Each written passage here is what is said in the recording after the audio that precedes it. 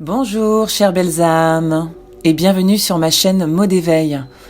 Je suis ravie de vous retrouver aujourd'hui pour vous parler des énergies du mois de février et j'espère que vous allez bien, que le début d'année a bien commencé pour vous et qu'aujourd'hui vous êtes prête à entrer dans les énergies de ce mois de février.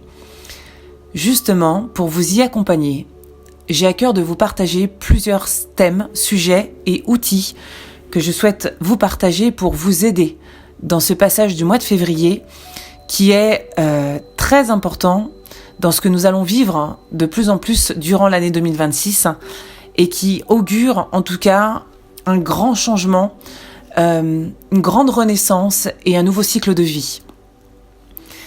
Alors, pour ce faire, avant de vous parler des énergies du mois de février, j'avais évoqué durant le mois de janvier qu'on était dans une période où nous avions besoin pour l'instant de se déposer, de réfléchir tranquillement dans notre intériorité pour fixer de nouveaux objectifs, pour planter de nouvelles graines, éventuellement faire un tableau de visualisation créatrice et l'importance de se détacher du passé dans le but justement d'ouvrir un nouveau cycle de vie.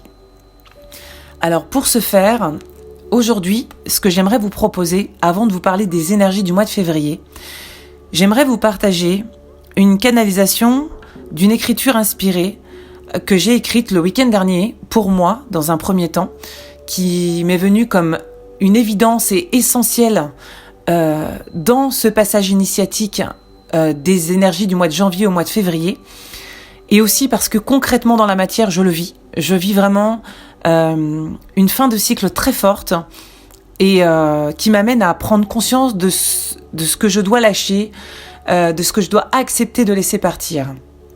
Alors si vous êtes prête, je vais vous proposer d'abord la lecture d'une lettre que j'ai écrite pour honorer mon passé et lui rendre grâce.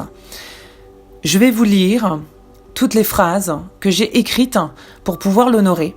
Et si ça vous intéresse et que vous vous sentez appelé à recevoir ce soin, parce qu'au-delà de phrases, il y a réellement une invitation à se purifier, à nettoyer le passé au travers de ces écrits, eh bien n'hésitez pas à écrire les phrases que je vais citer ou à les répéter dans votre tête ou à voix orale pour justement acter et dire que vous êtes prête à recevoir ce rituel, ces écrits pour justement vous aider à passer vers un nouveau cycle de vie.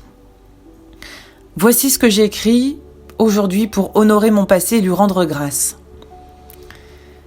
J'accepte de laisser partir toutes les anciennes versions de moi qui ne servent plus à mon évolution aujourd'hui.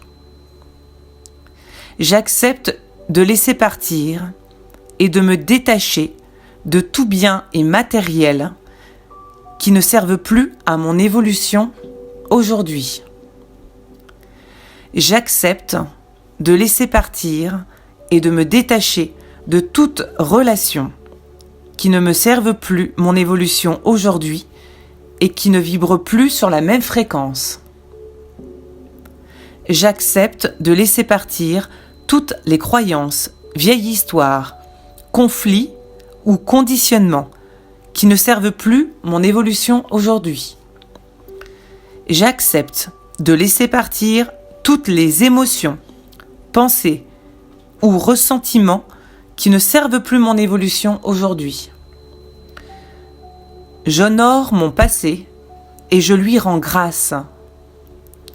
Je me pardonne et je pardonne à tous ceux qui ont pu m'offenser par le passé et j'accepte aujourd'hui que mon passé soit une bénédiction. Je remercie mon passé pour tous les bienfaits et leçons qui m'ont permis de grandir et d'évoluer jusqu'ici. Aujourd'hui, je m'honore et je me célèbre avec respect et amour. Je suis en paix avec mon passé et je remercie pour toutes les bénédictions qui m'arrivent aujourd'hui. Qu'il en soit ainsi. Merci, merci, merci. Voilà ce qui me tient à cœur de vous partager, si cela résonne pour vous, pour honorer notre passé et lui rendre grâce. Car pour vous donner plus de précision sur des détails de choses que j'ai vécues moi-même, quand on n'accepte pas en conscience de lâcher prise, de détacher, de laisser aller des choses parfois concrètes de notre vie, eh bien nous n'arrivons pas à faire place et peau neuve pour autre chose derrière. Et parfois, sans s'en rendre compte, on crée des résistances et on retient, en fait, des choses qui ne nous servent plus aujourd'hui. Essayez, si vous le pouvez, de prendre conscience que parfois vous voulez aller de l'autre côté du pont, de la rivière, en passant sur le pont et faire la traversée, mais vous voudriez garder avec vous tout ce qui appartenait de l'autre côté de la rive. Mais ce n'est pas ce qui nous est demandé. Il nous est demandé d'accepter de traverser tel qu'on est, sans rien, sans bagage, pour accepter de recréer, de faire différemment de l'autre côté. Eh bien, je prends un exemple concret que j'ai vécu pour ma part. Lorsque j'ai souhaité déménager, j'ai souhaité partir pour aller dans un autre lieu de vie parce que je sentais que j'avais un appel et que je n'étais plus bien dans le lieu de vie où j'étais. Eh bien, j'ai fait 2 rituels. Le premier, c'est que j'ai demandé au gardien du lieu, parce que sachez que dans l'endroit où vous vivez, que ça soit une maison, un appartement, quel qu'il soit, il y a toujours un gardien du lieu. Je me suis adressée au gardien du lieu en lui écrivant une lettre et en lui disant tout ce que je souhaitais finir avec cet appartement. Je les remercie infiniment pour son aide, sa protection, pour son soutien, pour tout ce qu'il m'a permis de faire grandir en moi au travers de ce lieu. Et au travers de cette gratitude et de ce respect, je lui ai demandé de m'aider à partir vers un autre endroit qui soit plus adapté aujourd'hui à qui je suis. Et j'ai également écrit une lettre de remerciement à mon appartement à l'époque où je lui avais indiqué, j'avais fait acte de tout ce qu'il m'avait apporté, de tout ce que j'avais appris grâce à lui, parce qu'un lieu nous apporte énormément sur nous et on ne choisit jamais un lieu au hasard, sachez-le. Et en faisant ces rituels-là, plus ma motivation et ma visualisation sur le fait que je visualisais le fait que j'allais partir et que c'était vraiment pour moi important, ça m'a réellement permis de me détacher de ce lieu pour accepter d'aller vers autre chose. Eh bien, dans les semaines qui ont suivi, j'ai eu une réponse favorable et j'ai pu changer de lieu et procéder à mon déménagement. Et je ne vous dis pas ça parce que l'opportunité, la chance, le hasard, c'est beaucoup plus que ça. Tout est énergie et vibratoire. À partir du moment où on prend conscience que dans notre énergie, on crée aussi des résistances, eh bien, on peut aussi créer des ouvertures. C'est simplement le principe de la roue qui tourne, où à des moments, eh bien, on reste bloqué et à des moments, on a besoin d'avancer. Aujourd'hui, pour sortir de votre situation, si vous êtes par exemple bloqué, je vous invite à réellement honorer votre passé et à lui rendre grâce. C'est en tout cas une invitation que je vous fais pour, en tout cas, testez-le.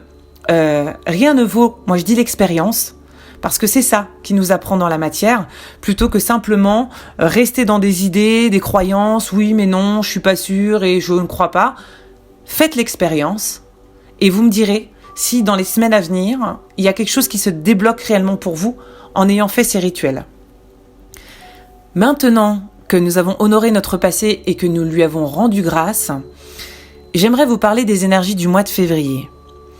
Alors, ce mois de février est très particulier parce que c'est un mois qui va démarrer avec une pleine lune au 1er février qui est également une fête païenne qui est célébrée, qui s'appelle Imbolc.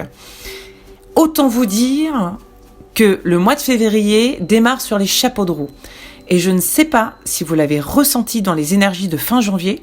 On a eu une grande transition planétaire de beaucoup de planètes qui ont muté, qui ont changé, qui ont créé ce qu'on appelle un stellium, un amas planétaire dans un même signe. Tout ça imbriqué sur cette période qui arrive du mois de février annonce des énergies extrêmement puissantes et fortes. Mais pour bien s'en servir et pour les diriger dans notre sens, pour notre bien et pour le bien de tous, il est important justement de savoir qu'est-ce qu'on souhaite déposer dans ces intentions de cette pleine lune qui va arriver le 1er février, en même temps que cette fête Imbolc. Alors, je fais une petite parenthèse sur la fête Imbolc. J'ai des connaissances sur certaines fêtes païennes. Je les ai pas approfondies non plus. Donc, si ça vous intéresse d'aller voir plus loin, n'hésitez pas à aller vous renseigner parce qu'il y a énormément aujourd'hui de supports pour pouvoir apprendre et découvrir.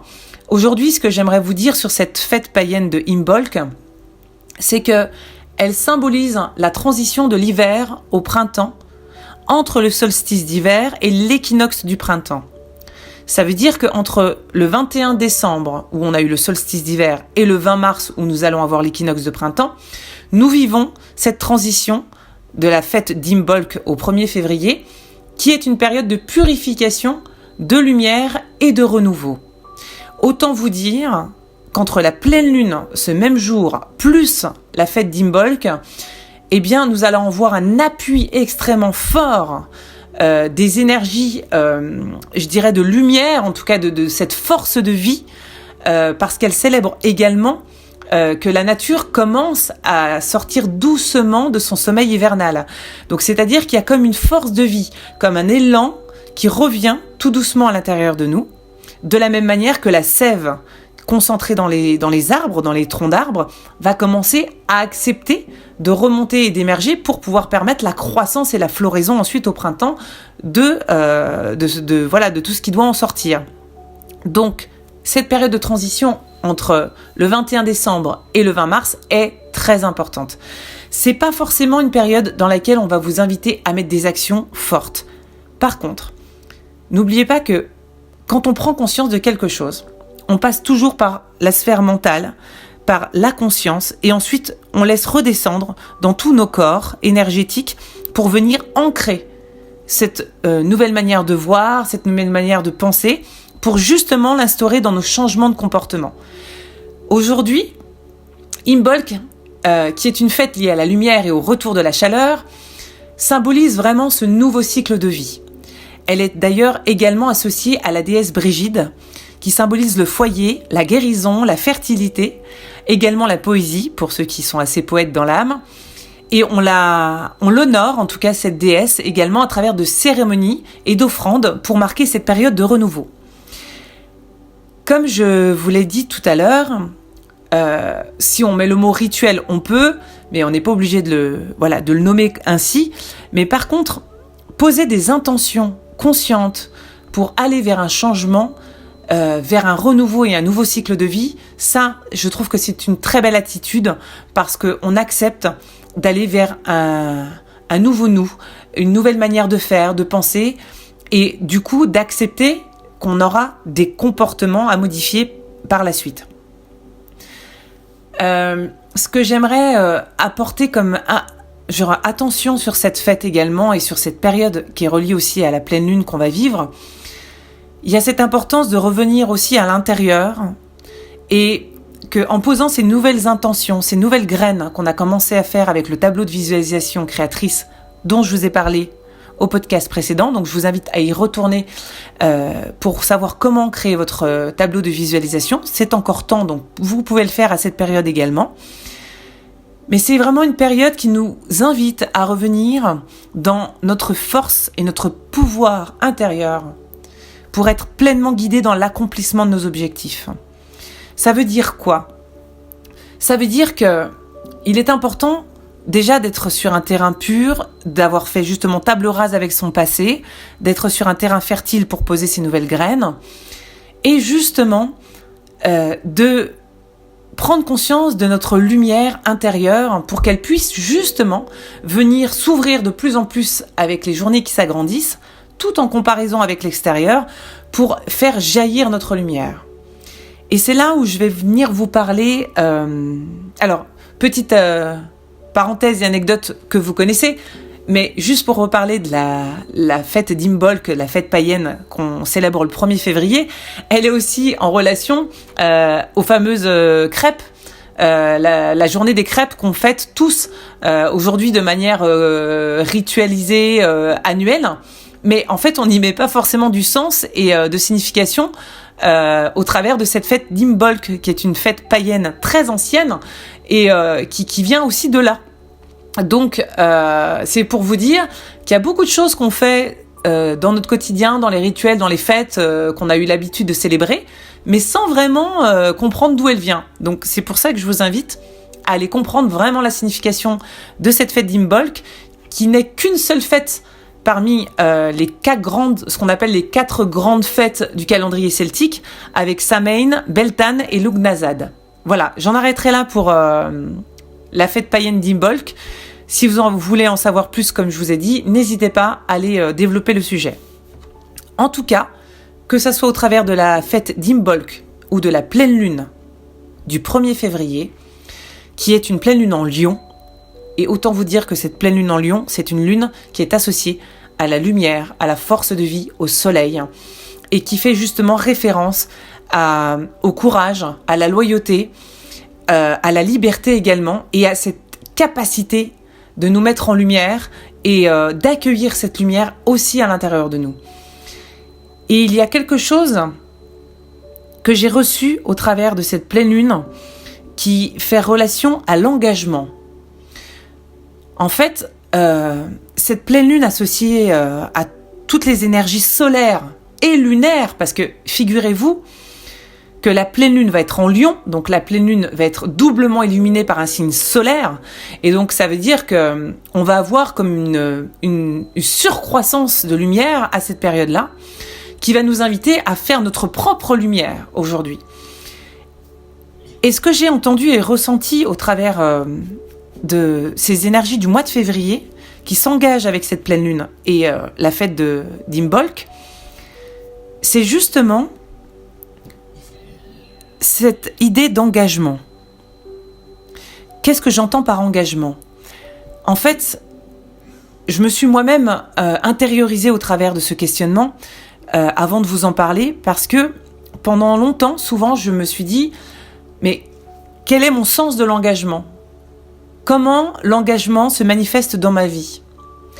Et très longtemps, dans une bonne première partie de ma vie, j'avais une tendance à m'engager beaucoup envers les autres. J'avais une tendance à faire des promesses aussi. Vous savez, dans l'engagement, la promesse est aussi forte que l'engagement. Et quand on promet quelque chose à quelqu'un, on a plutôt intérêt à s'assurer qu'on va réussir à la tenir. Sauf que, vous le savez tout autant que moi, il arrive parfois que malgré notre bonne volonté, malgré tout l'investissement qu'on veut, eh bien, les promesses qu'on a ou les promesses qu'on souhaite tenir, on ne peut pas justement les tenir et les conclure en fait. Et tout ça ne dépend pas finalement que de nous. Parce qu'en fonction des circonstances extérieures, on n'a pas la maîtrise sur ce qui se passe en dehors de nous. Et justement sur cette notion de l'engagement, qui peut faire relation à la promesse, à la loyauté, eh bien, j'ai envie de vous poser cette question. Comment aujourd'hui vous êtes engagé dans votre vie ? Qu'est-ce que signifie l'engagement pour vous ? Est-ce que aujourd'hui vous êtes quelqu'un de très engagé, de très loyal ? Est-ce que vous avez tendance à beaucoup vous engager envers les autres ? Et la question qui me semble la plus importante de toutes, c'est est-ce que vous avez vous-même pris des engagements avec vous ?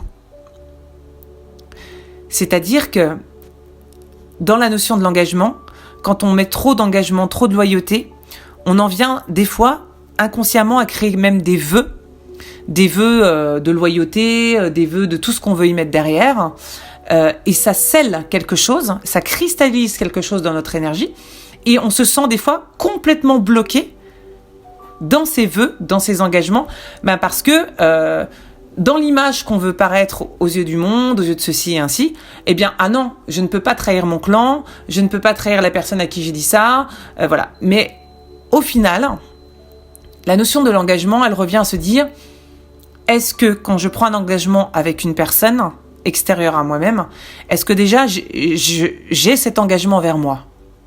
Est-ce que je suis capable de me donner et de m'apporter cet engagement envers moi-même? Et c'est là où j'attire votre attention. Durant ce mois de février, ce qu'on m'a montré et ce qui va être important à mettre en lumière, c'est quels sont mes engagements dans ma vie? En quoi je m'engage? Et au nom de qui? Au nom de quoi? Pour qui? Pourquoi? Est-ce que je le fais pour moi-même dans le respect de mes valeurs et de mon amour propre? Est-ce que je le fais par rapport à des valeurs familiales liées à des rituels familiaux et des traditions de génération en génération qui font que je suis engagée et je ne me sens pas la possibilité de me désengager? Et du coup, je vous pose la question dans l'autre sens. Qu'est-ce que ça vous ferait de vous désengager par rapport à des situations où vous sentez que vous êtes complètement bloqué parce que vous savez qu'au fond de vous, si vous restez dans cet engagement, vous allez commencer à diminuer votre lumière. Vous commencez à sentir que ça n'est pas pour votre bien et que vous allez vous amenuire petit à petit dans votre état de santé, dans l'équilibre de votre vie. Donc la question est, à quel endroit de ma vie? Envers qui? Envers quoi? Parce que ce n'est pas forcément qu'une question de personne, ça peut être une question de structure. Comme je disais tout à l'heure, ça peut être une question de tradition familiale. Donc c'est peut-être lié à un clan, c'est pas forcément lié à qu'une seule personne. Envers qui avez-vous ou envers quoi avez-vous des engagements aujourd'hui qui vous pèsent, qui vous bloquent, qui vous freinent dans votre avancée, mais vous ne savez que faire pour pouvoir vous en détacher? Est-ce que vous avez mis en conscience déjà ça? Et aujourd'hui, qu'est-ce qui vous empêche de vous désengager? Qu'est-ce que ça va créer chez vous si vous vous désengagez par rapport à cette situation? Qu'est-ce que ça va mettre en lumière chez vous dans votre loyauté, dans votre rapport à la fidélité, dans toutes les valeurs que vous estimez chez vous? Sur quel aspect ça va venir jouer et ça va peut-être vous donner une forme de mauvaise image? Parce que très souvent, c'est de l'auto-sabotage, c'est de la destruction, parce qu'on considère que si je me désengage, je serai mal vue, je serai une mauvaise personne, et donc je ne serai pas une personne fiable, une personne loyale, une personne ceci, cela. Mais ça, c'est vos croyances personnelles. C'est la manière dont vous avez été conçu dans vos croyances. Aujourd'hui, la question que je vous pose, c'est comment je peux faire aujourd'hui pour faire en sorte que les engagements que je prends soient d'abord envers moi-même, et que quand je décide peut-être de m'engager envers une personne, je sente que vraiment à l'intérieur de moi, ça m'apporte du bonheur, du soutien, de la joie, et que ça me fait grandir et évoluer. Pour faire simple, pour un peu, je dirais, résumer, et puis je dirais associer cette problématique parfois de l'engagement, la question c'est en quoi un engagement aujourd'hui vous retient et vous empêche d'évoluer. Quel type d'engagement, dans tout domaine confondu, vous pouvez en avoir d'ailleurs plusieurs, on ne parle pas que d'un engagement, quel engagement aujourd'hui est associé à quelque chose qui vous empêche d'évoluer? Donc, c'est une invitation pour ce mois de février à se repositionner, à fixer des limites, à s'affirmer et à faire la lumière sur les engagements qu'on a pris envers nous-mêmes et envers les autres ou les structures ou ainsi de suite, pour savoir qu'est-ce qui est encore d'actualité pour moi aujourd'hui. Ou est-ce que cet engagement aujourd'hui est vétuste et n'a plus lieu d'être? Et aujourd'hui, comment je peux faire pour rompre cet engagement sans me dévaloriser, sans remettre en question mes valeurs et la personne que je suis devenue aujourd'hui? Parce qu'il se peut qu'il y a 10 ans, alors je vais prendre un cas concret qui va toucher énormément de monde, et il y en a plein dans beaucoup de domaines, je pourrais en citer par dizaines des cas comme ça, mais je vais en prendre quelques-uns pour voir si ça peut résonner pour vous. On prend le cas typique et concret du mariage. Le mariage, il y a 10 ans, 20 ans, 30 ans, vous vous êtes engagé envers la personne que vous avez aimée, que vous avez, vous avez fait des vœux de loyauté, de tout ce que vous voulez, de fidélité, ainsi de suite. Aujourd'hui, 30 ans après, 20 ans, 10 ans, peu importe, est-ce que les valeurs que vous avez, que vous portez, est-ce que vos consciences, votre être, la manière dont vous avez évolué, est-ce que vous êtes la même personne que vous étiez il y a 10, 20 ans ou 30 ans? Et c'est là où justement c'est souvent la problématique dans beaucoup de relations de couple par exemple, c'est qu'il y a un moment donné, on sent qu'il y a un fossé qui se creuse. Et l'engagement qu'on avait pris, qui était très juste à l'époque et qui n'était pas à remettre en question, se remet en question aujourd'hui parce que justement il n'est plus aligné. Ils ne m'aident plus à évoluer, ils ne m'aident plus à me soutenir et à me mettre dans la joie. Et tout ça, vous pouvez le superposer dans un contrat de travail parce que vous avez appris énormément, vous avez rempli des missions, vous avez fait plein de choses, plein de nouvelles expériences professionnelles, mais à un moment donné, vous sentez que les valeurs de l'entreprise ne correspondent plus aux valeurs que vous portez aujourd'hui parce qu'elles ont changé, que vous n'êtes plus la même personne et que vous aspirez à autre chose, mais que, il faut s'en rendre compte, l'entreprise ne va pas changer pour vous et que le seul moyen, c'est de rompre un contrat pour pouvoir changer, évoluer et faire quelque chose de plus adapté à ce que vous êtes aujourd'hui. De la même manière que vous ayez, par exemple, des traditions familiales, parce qu'on dans la famille c'est comme ça, on fait comme ça, c'est nanan, et puis que vous, à chaque fois que vous y allez, ça vous pèse, vous en pouvez plus, vous savez plus comment faire parce que ça ne vous correspond plus aujourd'hui, mais il n'y a que vous avec vous-même qui pouvez établir la rupture du contrat. Et c'est là le point litigieux et le point le plus sensible dans l'engagement, c'est à quel moment je peux rompre un contrat tout en restant fidèle à moi-même. Et ça peut vous aider. Parce que rompre un contrat, ça ne veut pas dire ne plus être fidèle à soi. C'est oui, j'accepte que je ne peux plus suivre le contrat et que je ne peux plus honorer ce qu'on m'a demandé parce que ça ne correspond plus à l'être que je suis, à la personne que je suis devenue. Mais aujourd'hui, je reste fidèle à moi-même. Et c'est ça qu'il ne faut pas dévaloriser. C'est votre propre fidélité à vous-même. Parce que c'est votre propre reconnaissance. C'est votre propre lumière à vous-même. Votre loyauté envers vous qui ne doit pas en déroger. Vous êtes une belle personne. Vous méritez d'être reconnu pour ce que vous êtes, d'être respecté, d'être aimé, mais ça doit d'abord passer par vous. Et donc ça veut dire que vous devez fidélité, vous devez loyauté, vous devez amour avant toute autre chose. Et ensuite, vous allez aligner vos engagements futurs en fonction de la nouvelle personne que vous êtes aujourd'hui. Et vous voyez tout ce que je suis en train de vous dire en reliance avec l'engagement est symbolique et très fort en lien avec cette pleine lune en Lion qui arrive et la fête d'Imbolc qui parle véritablement d'un changement vers un nouveau cycle de vie. Mais pour cela, encore une fois, il est important de faire la lumière sur ce qui vous empêche d'avancer. Et l'engagement, en tout cas sur ce que j'ai reçu en canalisation et ce qui m'a été envoyé pour vous aider dans cette transition, avant le solstice de printemps, c'est de prendre conscience de vos engagements et de prendre conscience en tout cas de vos désengagements.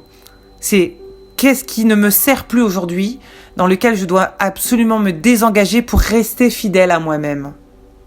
Vous voyez la nuance ? Pour rester fidèle à moi-même. Voilà, chères belles âmes, en tout cas ce que j'avais à cœur de vous partager dans ce long podcast de bientôt 30 minutes, mais nécessaire, ô combien, pour vous accompagner sur ce chemin. Et